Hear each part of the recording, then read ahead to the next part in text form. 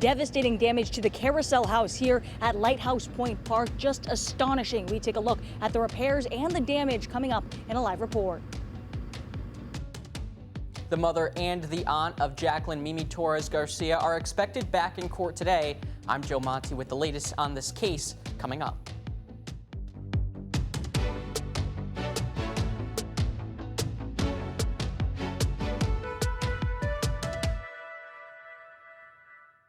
Six o'clock Friday morning. It is a busy Friday morning. We're glad you're checking in with us here at Fox 61 America Areas. And I'm Bridget Bureau. Friday. I'm excited. We made it to the end of another work week. Yeah, and happy Friday, everyone. It's going to be a great weekend, too, weather-wise. And we've earned it, Rachel. Oh, absolutely. After what was a very, very rocky start yesterday morning, now we have quieter skies, which is certainly some good news. But 103 mile per hour reported wind gusts at Lighthouse Point Park in New Haven. It is no wonder we are seeing all of that damage this morning. Some of the peak wind gusts just over the border towards the New Haven area. At Tweed New Haven Airport, a 37 mile per hour gust. So just showing you how localized those very strong winds were. In East Haven, reports of 97 mile per hour gusts. There was reports of trampolines and trees, and then a tree also on a house in the East Haven area.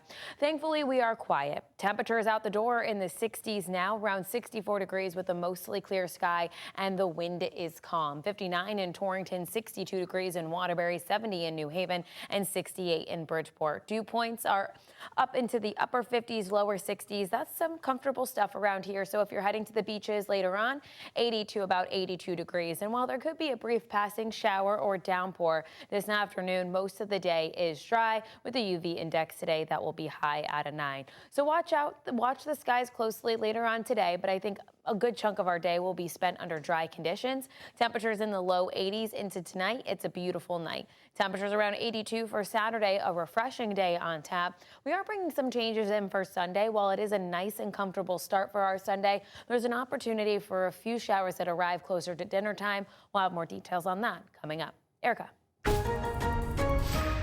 All right, we are taking a look at traffic here. Nothing major. Again, the construction is pretty much wrapping up. Still a couple spots, and a couple of those spots are going to be hanging around all day. Some of that construction happening until about 4:30 this afternoon, so just be aware of that. As we take a look outside and check out the view of Hartford, this is cruising through the Hartford Tunnel. We have traffic moving along at a pretty steady pace, so we like to see that. And we've got Hartford drive times reflecting that as well. You are cruising there from Windsor, the 84 interchange. You're at 71 miles per hour. There are 91 south. That's going to take you just 7 minutes as we take another pop outside, peeking at Farmington. Things look really calm there right now at 6:03. No cars right there. Maybe head out there if you can. And then we've got some drive times for you here. Hartford into Waterbury, less than half an hour on 84 West. Heading the other direction if you're going east from Waterbury to Hartford, also less than half an hour. You're cruising at 68 miles per hour there. Fairfield County, one more peak, and then we've got Fairfield County drive times for you. And this is great to see. We are still in the green. If you're heading down south in New York City, you might want to get out there now while the getting's good. Even the Merritt is looking great. We are all green this morning there. Stay safe if you're heading out, and have a great day. Oh, we continue to follow the devastating storm damage that left behind strong winds overnight. The heavy rain and yesterday moved in early in the morning. In New Haven County alone, we saw dozens of trees strewn across roads, power lines ripped up from utility poles. And that's where we find Fox 61's Aaron Coogan this morning. And Aaron, this nasty storm moved in really quickly, but the cleanup process, that's going to take significantly longer. Yeah, good morning to you, Erica. Well, absolutely astonishing just what these 100+ mile per hour winds did here at Lighthouse Point Park. Again, taking the brunt of that damage here in New Haven County. You can see this is a summer favorite spot, and you can see some of those trees that snapped absolutely in half, uprooted from the ground in the picnic area. That's where so many families, so many memories are made, and now it's all about picking up the pieces, shredding those pieces and making it usable again. But of course, the centerpiece, the focus of so many people's attention is the carousel house, and of course the historic carousel. Over 100 years old is that carousel inside. But take a look at just the absolute wreckage that we have here at the carousel house, only supported now by a couple of untouched beams. They actually, crews came in and they put these stabilizing support beams. You can see them there. Those are the metal structures that are helping create that structural integrity that was absolutely blown out by those winds yesterday. Again, we're talking 100+ mile-per-hour winds, and this is the aftermath that we are talking about. Months of repair work in the making and millions of dollars. That's what Mayor Justin Elicker predicts, and we're not even going to know the extent of damage here, how long it's going to take to repair this historic site, this favored site by so many people in New Haven County, until maybe next week, maybe the week after that. Take a listen. And honestly, the damage is shocking to the carousel building and to the park at large. A lot of trees down, big trees that were uprooted last night. There's approximately 50 trees that have damage. 30 of them are entirely down. And the carousel building, it almost looks like a bomb went off inside. A lot of the windows are blown out. There's chairs and debris that were blown 100 feet away into the playscape nearby. Glass just everywhere.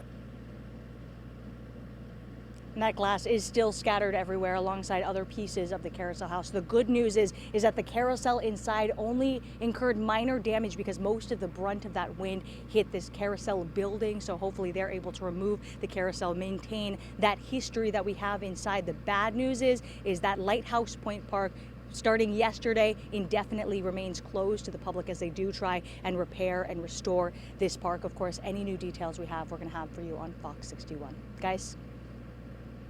Aaron, thanks. Yeah, seeing that carousel is just heartbreaking. Hopefully they get that repaired really quickly so folks can enjoy it again. Well, lightning hit a building in a neighborhood early yesterday morning, and that sparked a fire. This happened at a building on Worthington Point Road in Berlin just before 1 a.m. The building was home to Central Connecticut Electrolysis, a small business that did hair removal. Kent Levac, he's the owner of the building, says that he and his wife lost a lot in that fire. Her equipment, all their files, furniture, artwork, normal stuff in a medical professional setting. A neighbor says her home was damaged in the fire and that there was damage to her porch, fence, and windows. The mother and the aunt of Jacqueline Mimi Torres Garcia are expected back in court today. They both face a number of charges in connection with the death of the 11-year-old girl. Fox 61's Joe Monti is in studio with the most up-to-date information on what's been such a disturbing case to cover, Joe. Yeah, Bridget, it has. Good morning. Look, the last time Mimi's mother, Carla, and her aunt, Jacqueline, were in court was back in June. But it was brief, and there were appearances before that were brief as well. That's in part because there was so much evidence for the attorneys involved to review that they needed more time. Those records included medical files, police body camera video, DNA testing, and other police records. Carla Garcia, Mimi's mother, faces a number of charges, including murder with special circumstances and conspiracy. She actually appeared in court yesterday for different reasons. She's also facing charges for not reporting her daughter's death when she applied for food assistance benefits. Carla is being held on a $5 million bond. Her sister, Mimi's aunt, Jacqueline, has been charged with child cruelty, unlawful restraint, reckless endangerment, and risk of injury to a minor. 11-year-old Jacqueline Mimi Torres Garcia's remains were found in a plastic storage container behind an empty home in New Britain. The state ruled her death a homicide caused by prolonged child abuse and starvation. Police said the girl was homeschooled, which limited the community's ability to realize she was missing. By the time she was found in October of 2025, Mimi had already been dead for a year. Now, Carla's boyfriend, Jonathan Nanita, also faces murder and kidnapping charges in connection to this case. We will continue to monitor all three of those cases and bring you the latest information. For now, in studio, Joe Monti, Fox 61. It was a violent afternoon in New Haven on Wednesday. 2 people were stabbed to death less than 30 minutes apart. One person has been arrested in one of the stabbings. But in the other incident, police are searching for who killed 37-year-old Michael Spencer in a fight that started in the library. Fox 61's Alicia Hercules has that story this morning from New Haven. Michael Spencer's sister says she used to work at the very library where the altercation happened that led to her brother's death. Now she says she's struggling to process what happened and doesn't know what to do next. Where I never thought that my brother would be taken in so violently. Siobhan Spencer, the sister of Michael Spencer, says she's still in shock and disbelief. She says she first learned of the stabbing through news outlets, but never thought it was her brother. I had actually shared the article, not knowing that I was sharing an article of my own brother. She says police knocked on her door to give her the devastating news. They say your brother has been killed. Her brother recently moved to New Haven from Atlanta less than a year ago. Police say they responded to a reported fight between two men across the street from the library just before 3 o'clock Wednesday afternoon. When police arrived, they found 37-year-old Michael Spencer at the corner of Temple and Elm Street with multiple stab wounds. He was taken to a nearby hospital where he died. Police say Spencer and the suspect began arguing in the library. I guess my brother found the other person to be too loud while he was trying to do work at the library. That turned into an argument. She says the two were removed from the library by security. Once outside, the altercation continued at the intersection of Temple and Elm Street. During the altercation, police say the suspect stabbed Spencer several times. I heard that he walked over here to this corner at Temple and Elm Street and he bled out there. Police say the suspect pictured here on surveillance cameras was last seen in the area of Howe and George Street. Spencer remembers her brother as a smart and creative person. He loved life. He loved to have fun.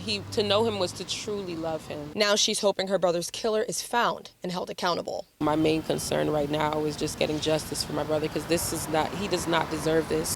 Police are asking anyone with any information on the stabbing or who saw the altercation to call their detectives or their tip line. In New Haven, Alicia Hercules, Fox 61. The man accused of stabbing his ex-girlfriend to death was in New Haven court yesterday. Matthew Almontes is charged with murder and tampering with evidence in the death of Tisha Marinocchio. Police say this happened Wednesday afternoon in an Orange Street apartment complex. They say Marinocchio called 911 saying that her ex-boyfriend stabbed her and that he left with the knife. Officers found Almontes nearby and the knife in the back alley of the apartment building. He has not entered a plea. Up next, the murder trial of Wallingford native Lindsay Clancy continues. The emotional day in court and what testimony focused on yesterday.